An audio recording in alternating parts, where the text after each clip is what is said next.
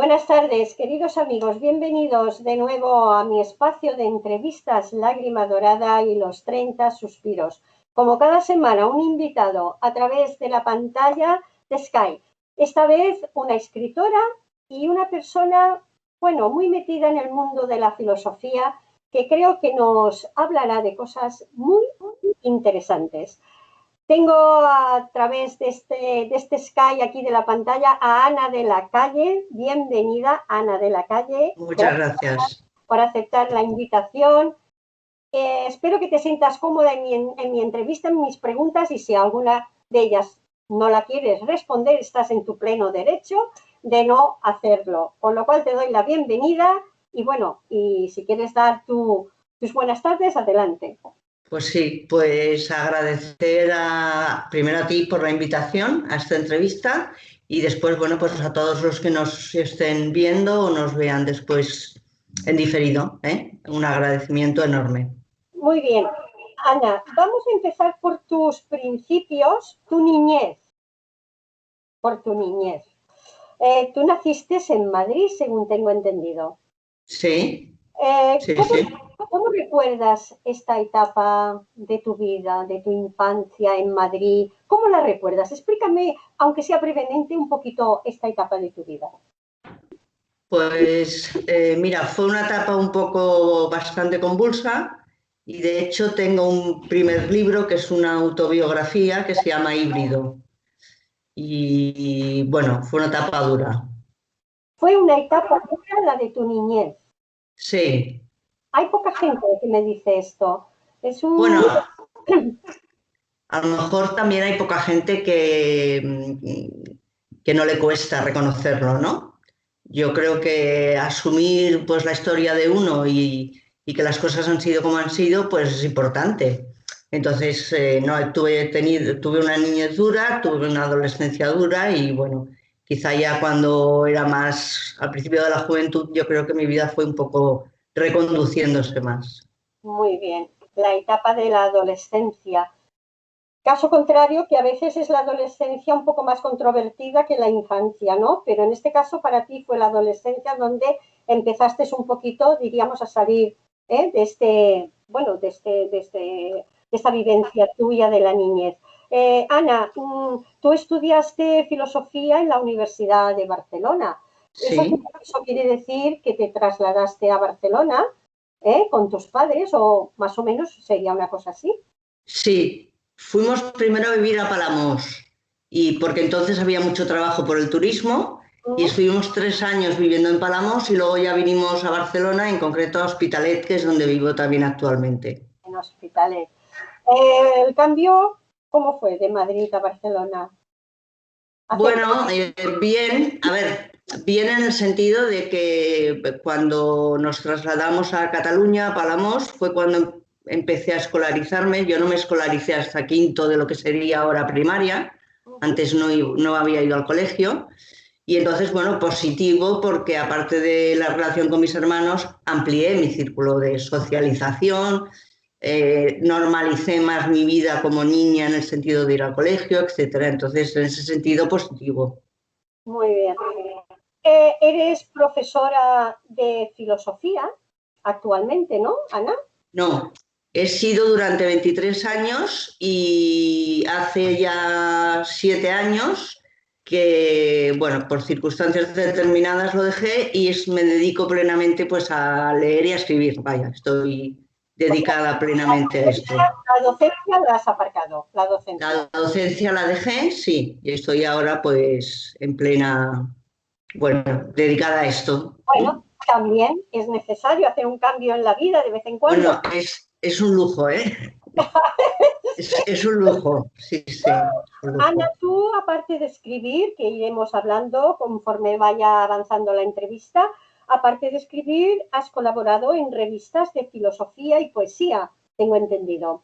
Sí, de poesía no. A ver, poesía, de hecho, escribía de adolescente, pero nunca me he propuesto en serio escribir poesía porque no es algo que me salga, He colaborado en revistas con relatos y luego, exacto, en revistas literarias con relatos y luego en revistas de filosofía con ensayos filosóficos, obviamente. Filosófico. Exacto.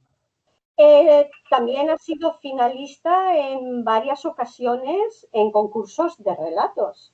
Sí, soy la finalista eterna. Supongo que eso tiene que ser una gran experiencia para cualquier persona que escriba, que sea reconocido sus escritos. Sí, sí. No el primer premio, pero el ser finalista ya es mucho.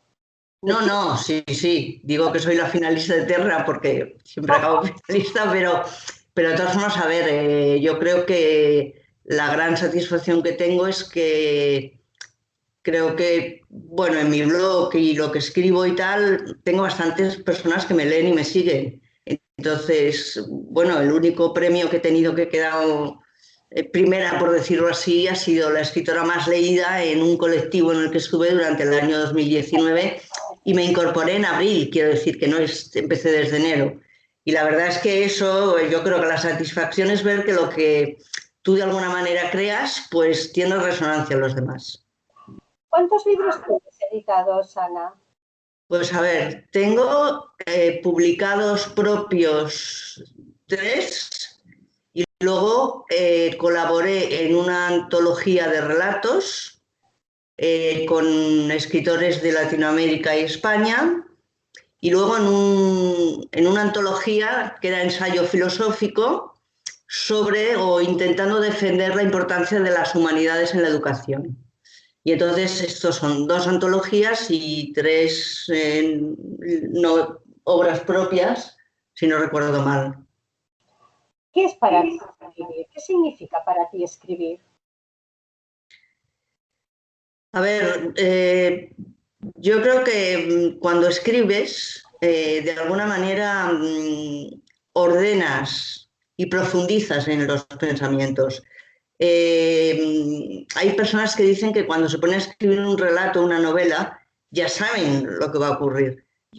Yo no, yo empiezo a escribir un relato y no sé ni cómo se va a desarrollar, ni mucho menos cómo va a acabar. O sea, es como un dejarte llevar, desplegarte y de alguna manera veo que la escritura me sirve para entenderme, entender el mundo, ordenarme y creo que hay quien la califica de terapia, yo no diría exactamente que es una terapia personalmente, pero sí que es una necesidad de expresión o de manifestación que además me sorprende a mí misma porque como no sé cómo va a acabar ni cómo va a seguir, yo me voy desplegando y es como un dejarte ir, ¿no? Fíjate que a mí me pasa lo mismo, porque yo también escribo muchos relatos. De hecho, mi libro es también de relatos y participo también.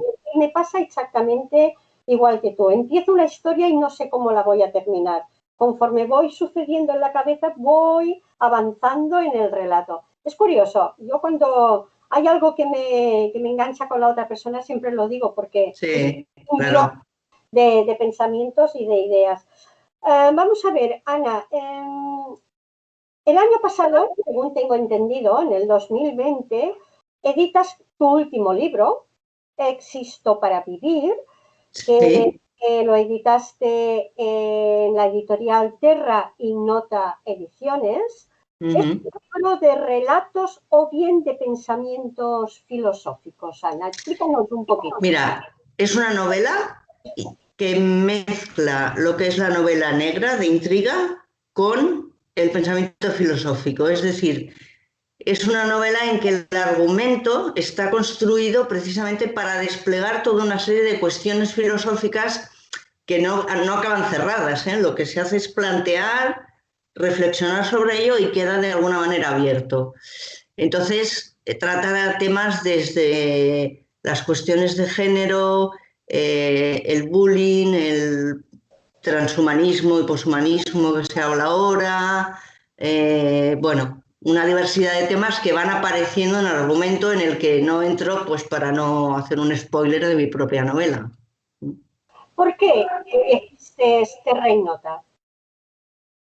¿Por qué con Terra Ignota? Sí. Bueno, la verdad es que anteriormente había publicado con Célebre Editorial y bueno, no tengo ninguna queja, pero sí que es cierto que quizá, bueno, pues la persona con la que más había conectado se cambió a terra ignota, me propuso publicar y, bueno, la verdad es que estoy contenta, ¿eh? Estoy contenta. Es aquello de que tienes como un editor, ya casi me es igual la editorial, ¿no? Tienes como una persona con la que conectas y que, bueno, oye, que ahora me voy a estar a otra editorial o trabajaré, bueno, pues a lo mejor me cambio, o sea, eh, no sé, o no, nos peleamos por en medio, nunca se sabe, pero Entiendo perfectamente. Jordi Matamoros es también muy, sí, muy amigo mío. De hecho, bueno, él me dijo si quería hacer entrevistas a autores de su editorial, me propuso eso, porque claro, él ya entendió que yo hacía un programa de entrevistas y me sugirió, dije, perfecto. También me gustaría decir a la gente que luego vea esta entrevista que tú, Ana de la Calle, eras una de las personas que tenías que acudir a diálogos poéticos en el Café de la Ópera de Barcelona, en el espacio que yo presento y conduzco, pero por problemas de la COVID este espacio quedó parado, que de momento aún no se ha activado. Y bueno, y tú estabas en reserva para salir e entrevistarte allí. Es una lástima, pero cuando vuelva a diálogos, espero tenerte de nuevo en el Café de la Ópera y poder conocerte personalmente, que ya te por conozco. supuesto, sí, nos hemos encontrado en algunas presentaciones, Jesús sí, sí, Vera en San Boy, que le presentó el libro exacto, sí, sí, de Náufrago. sí. Bueno, a ver, luego nos leerás un poquito de algún relato de este libro, Ana. Sí, Vale, bueno, del libro último no, porque es novela. Lo bueno, que os leeré es un relato que he escrito en el blog, que publico cada día en el blog, y un relato corto. ¿Eh? ¿qué esperas conseguir con este libro? Si ya has conseguido algo, porque está editado desde el 2020, ¿qué es lo que esperas conseguir? A ver, la verdad es que fue una novela que me costó mucho construir porque, claro, está plagada de intertextualidades, que para quien no lo sepa, son citas que aparecen en cursivas de filósofos, otros literatos famosos, de estos de prestigio y tal.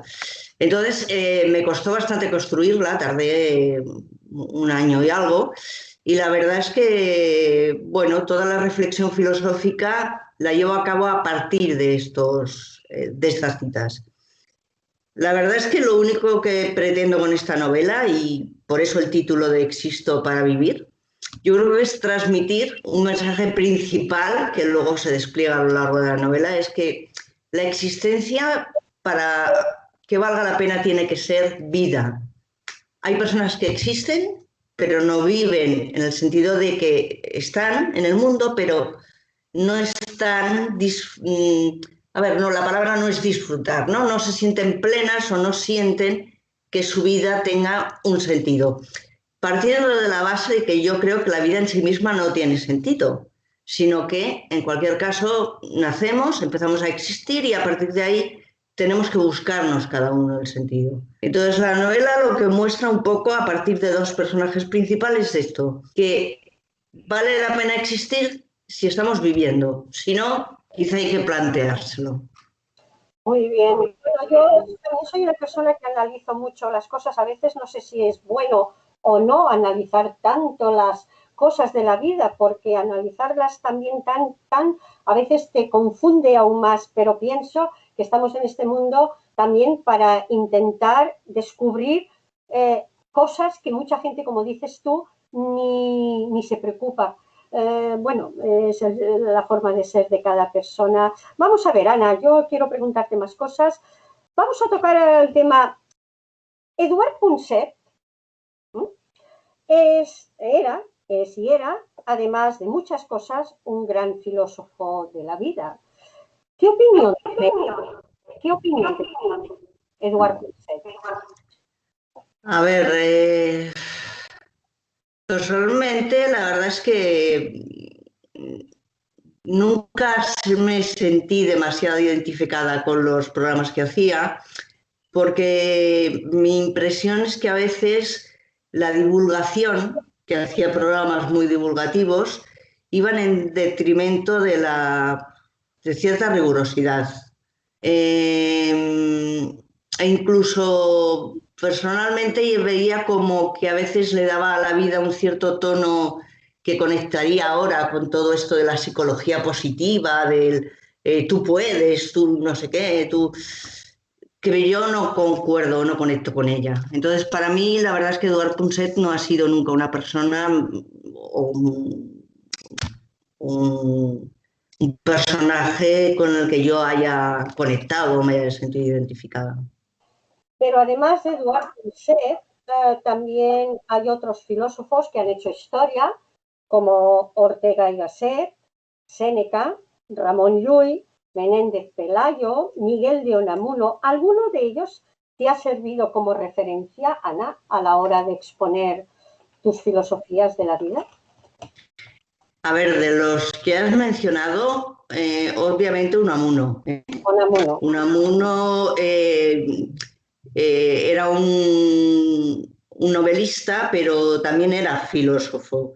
Conectaba mucho con la filosofía de Schopenhauer, que de hecho está bastante en la base de mis ideas o mis pensamientos, ¿eh?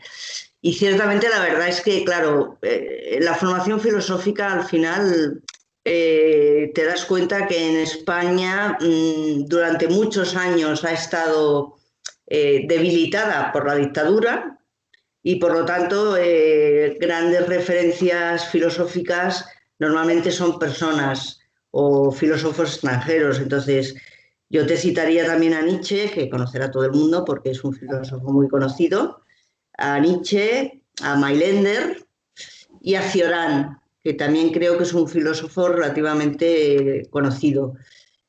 A ver, es una postura, yo diría en general, eh, realista, algunos lo calificarían de pesimista, pero yo diría que es que soy realista, no pesimista. Que si puede parecer pesimismo es porque el mundo es así, no porque yo sea pesimista.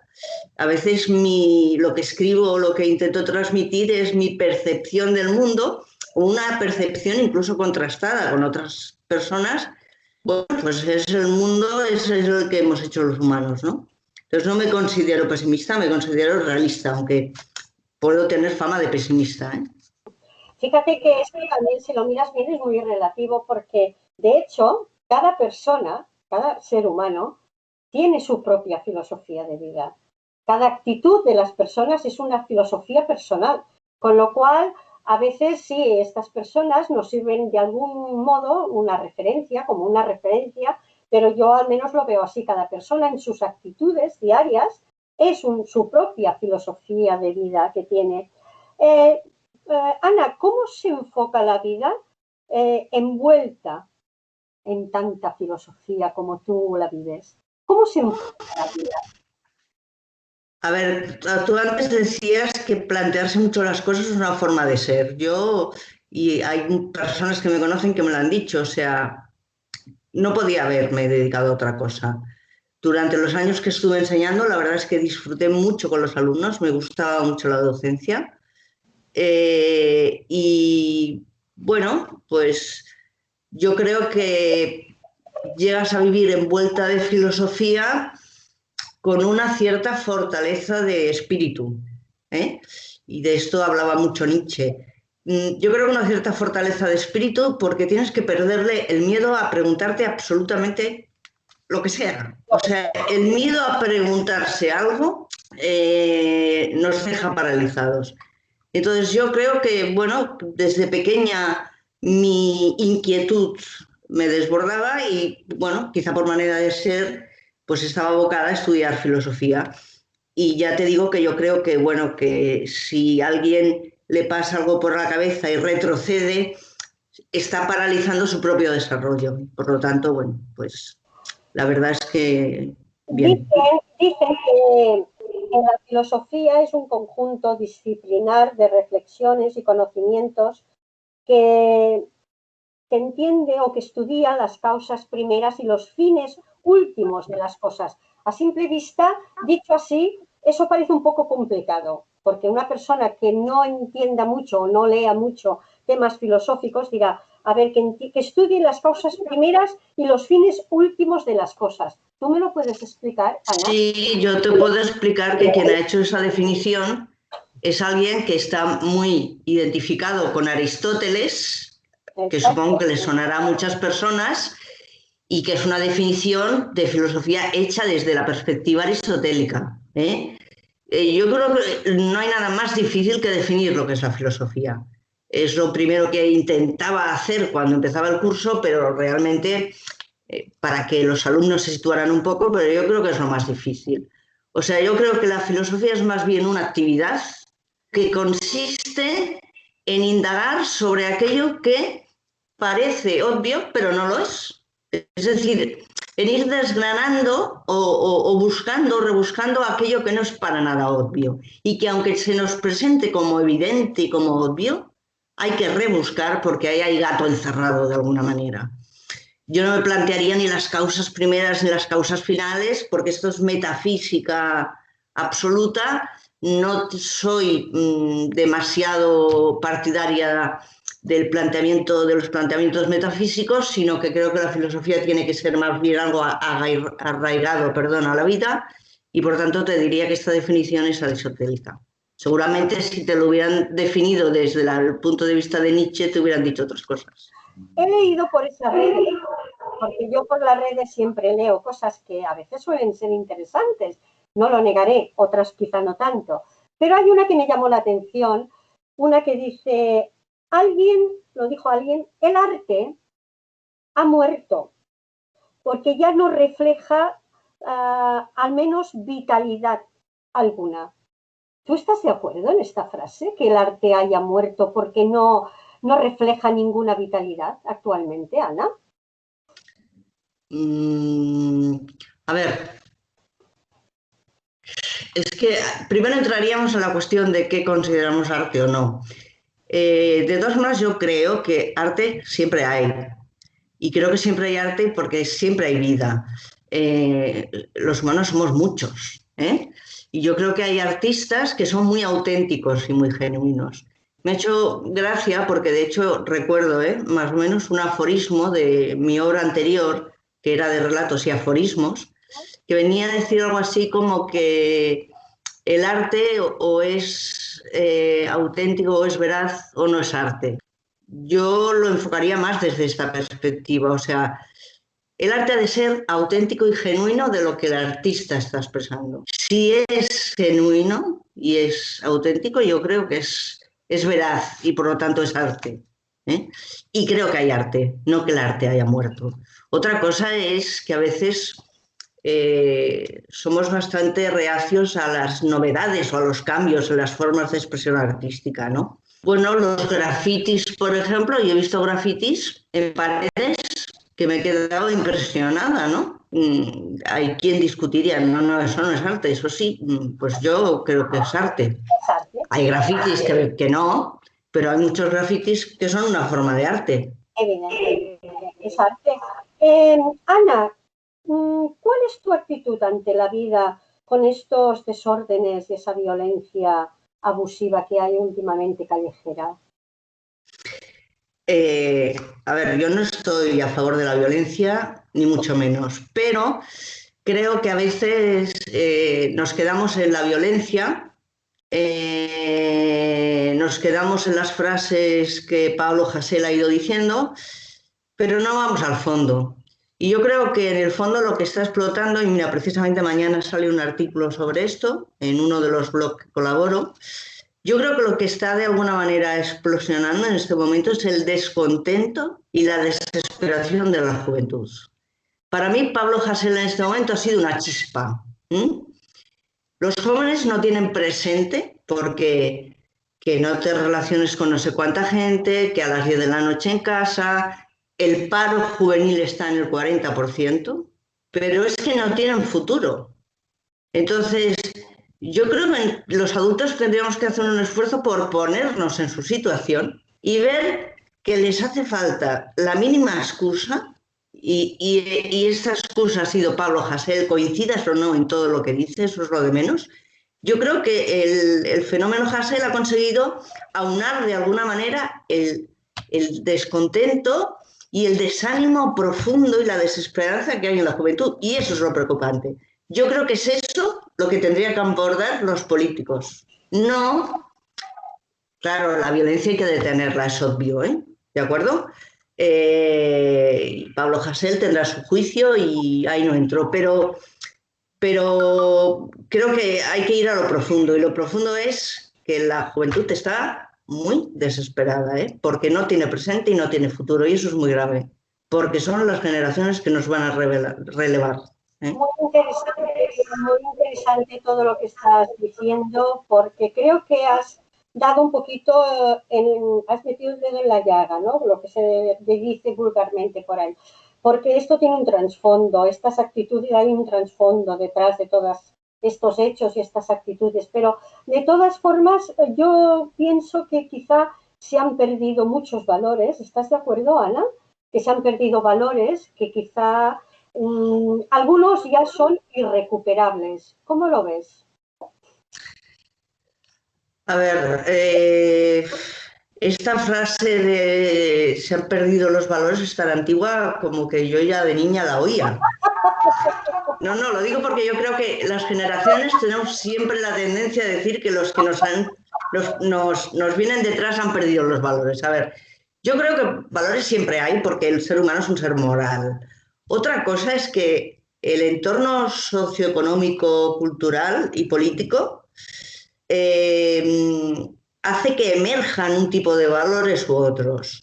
Yo quisiera destacar algo que me parece que no se le da mucha importancia y que, de hecho, los jóvenes también están ahí. Tanto en la crisis del 2008 como ahora durante el coronavirus, hay muchas familias y muchas personas que han subsistido gracias a la solidaridad y el trabajo gratuito y generoso de muchas personas, entre los cuales hay muchísimos jóvenes. Los jóvenes no son los 4 que hay rompiendo escaparates. Entonces, yo creo que, por ejemplo, el sentirte de alguna manera ligado o vinculado al otro y que esta situación o determinadas situaciones, claro que hay personas pues que no. Pues yo creo que si nos paramos a pensar, tanto la crisis del 2008 como ahora con el coronavirus, ha hecho mucho más la sociedad civil, podríamos decir, que los gobiernos, por las personas más desfavorecidas y los que peor lo están pasando. Muy bien. Luego discutimos lo público y lo privado, pero bueno, es que aquí o se mueven determinados los vecinos o se mueven o... Esto es privado, perdón, esto es un servicio público, que la gente con su generosidad está poniendo ahí.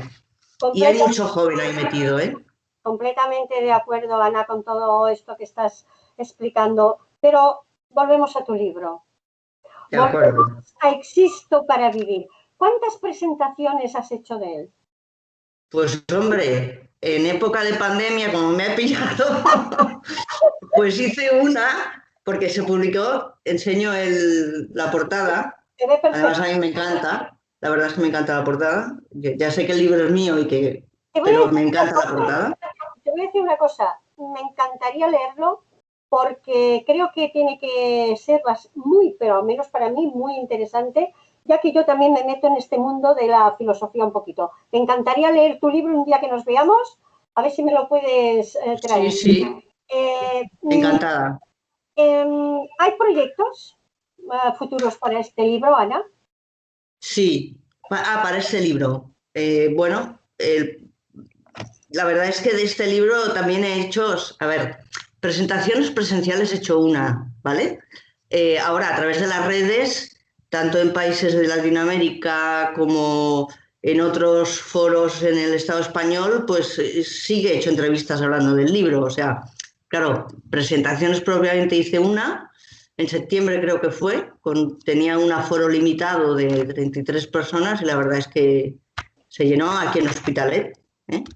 Y bueno, el proyecto del libro pues es, yo creo que intentar que llegue al máximo número de personas porque creo que plantea cosas, bueno, muy actuales y que está escrito obviamente mucho antes de la pandemia. Quiero decir que claro, el libro entre que lo escribe, sale y tal, pero bueno, yo creo que plantea cosas actuales y que valdría la pena, Pues bueno, replantearnos. vamos a repetir para que la gente pues que vea la grabación lo sepa bien. El libro de Ana de la Calle, Existo para vivir, de Terra Innota Ediciones. Terra Innota Ediciones. ¿Dónde lo pueden conseguir? Pues mira, lo más fácil es entrar en la web de la editorial, que es www.terrainotaediciones.com, y si no me equivoco, .es, ¿eh? O .com o .es, yo creo que es .com, pero bueno, ahora me falla. Entran en la web de la editorial y en un día o dos lo tienen, ¿eh?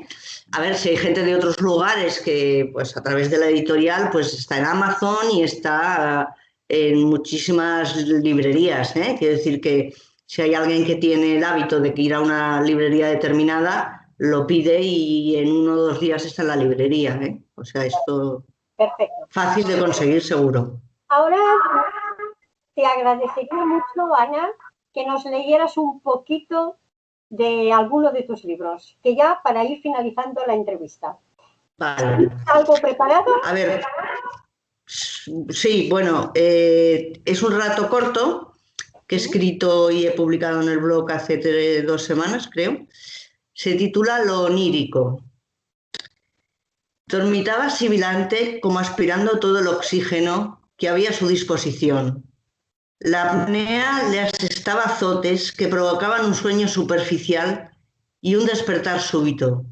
A veces, al emerger de ese estado onírico, le burbujeaban imágenes insistentemente que él identificaba como causas de ese malestar que le hostigaba siempre al despertar. Algunas eran cuerpos ensombrecidos e irreconocibles, con rostros velados, que se ubicaban en lugares indefinidos, pero que recreaban escenas simbólicas que le acosaban, como si le urgieran a revelar ese mensaje subrepticio que pujaba por emerger. Su estado mental era, en esas circunstancias, de una angustia difusa que le impelía a aceptar el juego propuesto, desentrañar qué palpitaba agitadamente en ese lado oscuro de su mente que exigía ser reconocido. Se entregaba, no sin dolor, al desapacible reto de recobrar los instantes que aún se hallaban accesibles a su conciencia, reviviendo, evocando las secuencias más nítidas. Tras ese displicente denuedo, brotaban emociones e imágenes reales que aparecían como el contenido latente de ese teatro onírico. Poseía la convicción de que los sueños eran más genuinos y auténticos que los sucesos presentes, porque le remitían a la manera en la que los vivenciaba intensamente y que, sumergidos en ellos, no era capaz de calibrar emocionalmente. Así que en la intimidad rehizo los versos calderonianos, que la vida emerge en los sueños y los sueños genuinos son. Muy bien, ha sido un placer poder escuchar, aunque sea un poquito, una parte de tus escritos, si no es del último libro, de otro libro que hayas ya escrito. Ana, ya vamos a finalizar la entrevista. Antes de finalizar, te dejaré medio minuto rápido para si quieres añadir cualquier cosa que yo no te haya preguntado o alguna cosa que tú quisieras destacar o que se sepa. Pues este medio minuto, Ana, es para ti. Adelante. Vale. Bueno, tengo 2 proyectos que serán seguramente para el 2022. Uno es una revisión del primer libro de Híbrido, es una reedición revisada y ampliada, porque aquella autobiografía llega hasta los 11 años, porque era intensa. Y después otro es una novela que curiosamente empecé a escribir, porque llevo con ella, pues diría que casi hace 2 años, empecé a escribir antes de la pandemia y encaja con la pandemia bastante, sin ir propiamente de una pandemia, ¿eh? Entonces estoy en estos 2 proyectos y después, a ver, colaborando bastante en congresos o en conversatorios que hacen en Latinoamérica, que la verdad, la inquietud filosófica que tienen en Latinoamérica es admirable y la verdad es que estoy satisfecha porque estoy colaborando con bastantes asociaciones y escuelas y tal. Muy bien, Ana, pues ha sido un placer poder entrevistarte, que pasaras por este espacio mío. Si Diálogos Poéticos se reanuda próximamente, me pondré en contacto contigo para que puedas pasar por el Café de la Ópera. Y bueno, pues ya sabes, esta entrevista yo la voy a compartir también por Latinoamérica, porque yo también colaboro en emisoras de radio en Latinoamérica, y la voy a compartir por allí, y bueno, en YouTube, en Twitter, en Instagram, por donde yo pueda. Jordi Matamoros hará lo mismo, con lo cual haremos la máxima difusión de estos. No han sido 30 minutos, han sido más, pero bueno, no importa, nos hemos pasado un desliz, un desliz. Un poquito, pero bueno, no pasa nada. Bueno, muchísimas gracias. Te agradezco muchísimo, te deseo muchos éxitos, mucha salud para ti y tu familia y un abrazo virtual. Muy vale. Igualmente y gracias a todos. Venga, un beso, Ana. Adeu. Venga, adiós.